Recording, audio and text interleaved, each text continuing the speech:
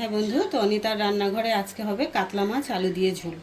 তো দেখুন আমি কিভাবে করছি। কাতলা মাছ আলু দিয়ে ঝোল এটা তো সবাই করে, ঘরোয়া মানে রান্না, এটা সবাই জানে, কিন্তু আমি আমার মতন করে করছি। দেখুন আপনি কিভাবে করছি।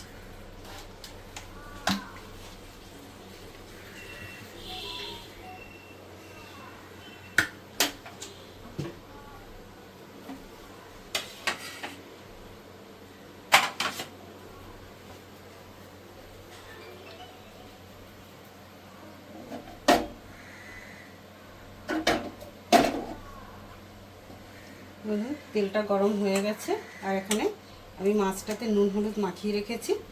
এবার আমি মাছটাকে ভেজে নেব।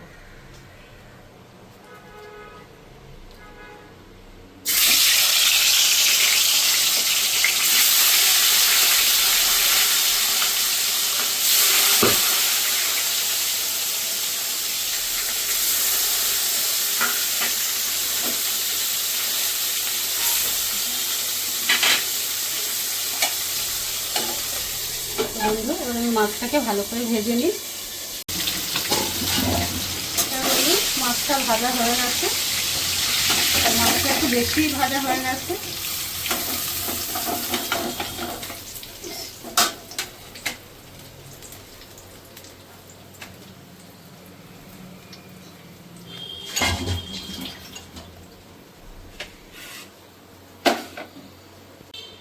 তো জিরা ফোড়ন দিয়ে দিলাম, তারপরে দিয়ে দেবো আলু।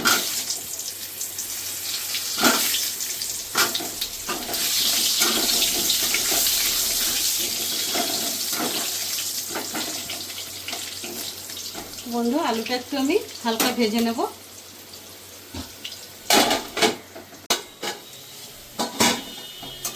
বন্ধু, আলুটা আমার ভাজা হয়ে গেছে। এবার আমি এটার ভিতরে দিয়ে দেবো একটু পেঁয়াজ বেটে রেখেছিলাম।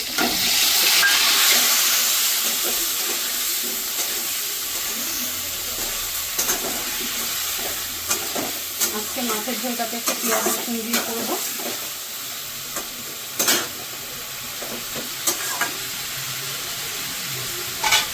এবার পেঁয়াজটা হালকা ভাজা হয়ে গেলে মশলাটা দেবো।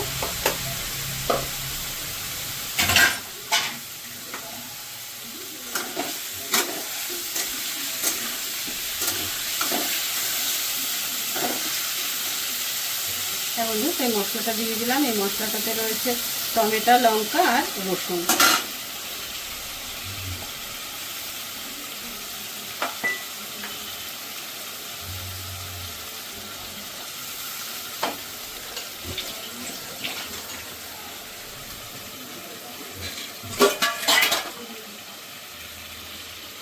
এবার দিয়ে দেবো হাফ চামচ মতো জিরের গুঁড়ো,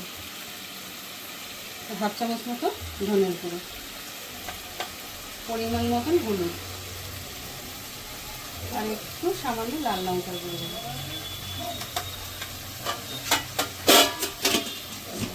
হয়ে গেল আমার মশলা। এবার ভালো করে আমি মশলাটাকে একটু কষিয়ে নেব। আর টমেটো, এই দুটোকে একটু টমেটো দিয়ে দেবো গোটা।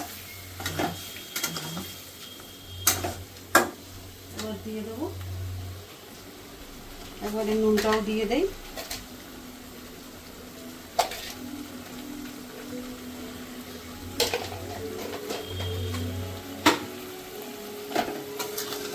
এবার মশলাটাকে আমি একটু কষিয়ে নেবো ভালো করে, যেন কোনো কাঁচা গন্ধ না থাকে।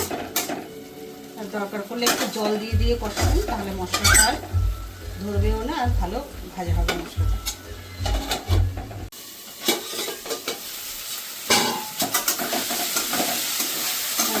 মশলাটা আমার ভালো করে ভাজা হয়ে গেছে। এবার আমি দিয়ে দেবো পরিমাণ মতন জল। আর আলুর সঙ্গে মশলাটা কষালে আলুটা এমনিই সিদ্ধ হয়ে যায় তাড়াতাড়ি।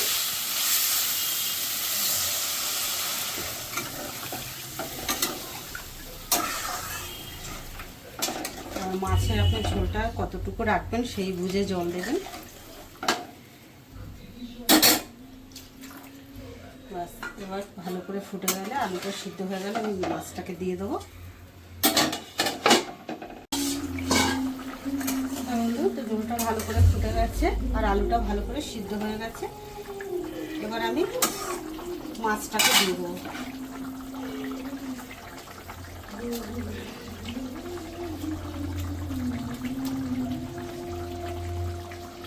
আর নুনটা একটু দেখে নেবেন ঠিকঠাক আছে।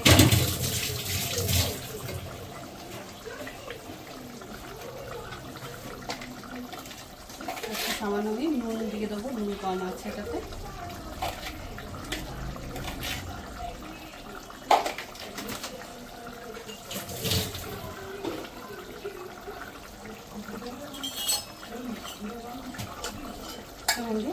একটু গরম মশলা দেবো, যেহেতু আমি পেঁয়াজ রসুন দিয়েছি মাছটাতে, সামান্য একটু গরম মশলা দিয়ে দিলাম।